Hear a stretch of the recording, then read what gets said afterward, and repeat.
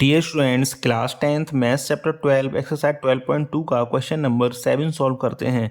Question में कहा गया है, ए solid consisting of A right circular cone of height this and radius this standing on A hemisphere of radius this is placed upright in A right circular cylinder full of water such that it touches the bottom. Find the volume of water left in the cylinder. आगे हमें इसकी cylinder की dimensions given है, तो इस question को हम figure के थ्रू समझ लेते हैं। जैसे कोई सॉलिड है, वो सॉलिड बना हुआ है हमारा हेमिस्फेयर प्लस कोन से, हेमिस्फेयर प्लस कोन से मिलकर कोई सॉलिड बना हुआ है, और एक गिलास है या एक सिलेंडर है जो कि पूरी तरह से पानी से भरा हुआ है।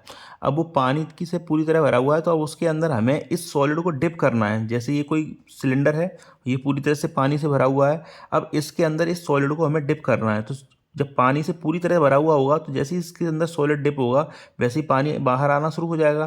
तो जो पानी बाहर आ जाएगा, इसके बाद कुछ पानी तो इसके अंदर बचेगा सिलेंडर के अंदर, तो हमें वही बताना है कि इसके अंदर कितना पानी बचेगा। तो हम इसको फाइंड कैसे करेंगे? हम क्या करेंगे, इस गिलास के या इस सिलेंडर के वॉल्यूम को फाइंड कर लेंगे। सबसे पहले इस सिलेंडर के वॉल्यूम को फाइंड करने के बाद इस कोन के वॉल्यूम को एंड इस हेमिस्फेयर के वॉल्यूम को ऐड करके उससे माइनस कर देंगे। कहने का मतलब है, कोन का वॉल्यूम प्लस हेमिस्फेयर का वॉल्यूम, इन दोनों को ऐड किया हमने, और इस गिलास के वॉल्यूम से हमने उसको माइनस कर दिया। तो जो आंसर आ जाएगा वो किसके इक्वल होगा?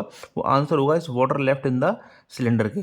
तो जो भी डायमेंशंस हैं, जो भी हमें गिवन डेटा है, उसको हमने नोट डाउन कर रखा है। तो volume of water left in the cylinder किसके इक्वल हो जाएगा? वॉल्यूम ऑफ सिलेंडर माइनस करना है हमें volume of hemisphere plus volume of cone. तो वॉल्यूम ऑफ सिलेंडर क्या होता है? पाई आर स्क्वायर H1, क्योंकि हमने जो सिलेंडर है उसकी हाइट को हमने H1 कंसिडर किया हुआ है यहाँ पे।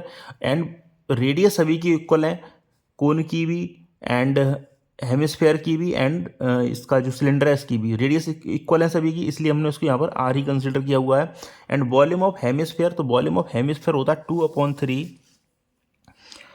2/3 पाई आर क्यूब प्लस 1/3, कोन का वॉल्यूम होता है 1/3 पाई आर स्क्वायर H2। अब जो वैल्यूज हैं उसको पुट कर देंगे। तो यहाँ देखो पाई कॉमन आ जाएगा, पाई पाई एंड पाई। तो जब पाई में यहाँ से कॉमन लूँगा, यहाँ क्या बचेगा? आर स्क्वायर H1 माइनस यहाँ क्या बचेगा? 2/3 r³ plus 1/3 are square H2।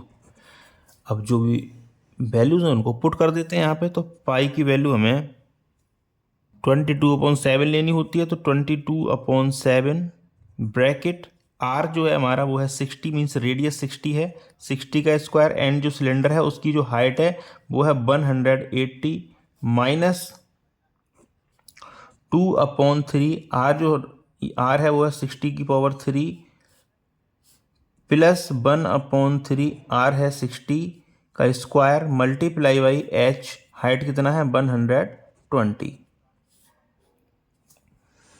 इसको हम सॉल्व करते हैं। अब एक्चुअली यहाँ पे हमें करली ब्रैकेट यूज़ करना था, क्योंकि हमें यहाँ स्मॉल ब्रैकेट यूज़ कर चुके थे, तो ब्रैकेट्स का भी हमें ध्यान रखना चाहिए। तो 22/7 60 का स्क्वायर, ये हो जाएगा 3600 plus multiply 180 minus 2/3 multiply 60 multiply 60 multiply 60 plus 1/3 multiply by 60 multiply by 60 multiply by 120।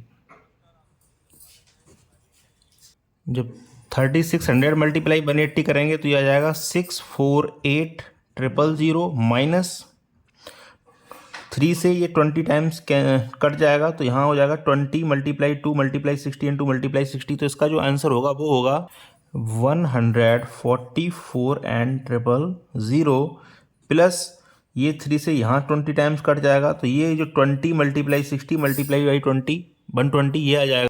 ये भी सेम आएगा 144,000।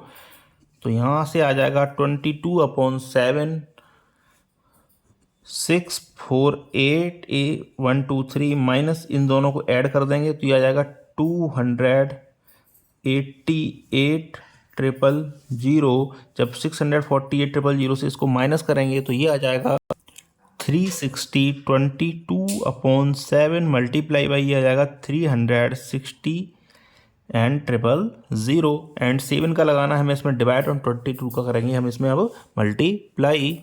तो ये आ जाएगा 11 31 42 8.57 सेंटीमीटर क्यूब। और अगर इसमें मीटर क्यूब में इसको चेंज करना है तो ये आ जाएगा 11,31,428, क्योंकि सेंटीमीटर क्यूब है और हमें इसको मीटर क्यूब में बदलना है तो हमें 100 मल्टीप्लाई बाई 100 से डिवाइड लगाना पड़ेगा, क्योंकि 1 मीटर के अंदर 100 सेंटीमीटर होते हैं तो 100 सेंटीमीटर होते हैं, तो 1 सेंटीमीटर का हो जाएगा, मतलब 1 मीटर के लिए 100 एंड सेंटीमीटर क्यूब है तो 100 मल्टीप्लाई बाई 100 तो 1 2 3 4 5 6, तो ये 1 2 3 4 5 6 प्लेसेस लेफ्ट की तरफ बढ़ जाएगा, तो ये आ जाएगा 1.131 मीटर क्यूब। तो ये होगा इसका आंसर जिसको हमने सॉल्व कर दिया है। ये था question number 7। Thank you very much for watching. Request है आपसे चैनल को जरूर सब्सक्राइब कर लें।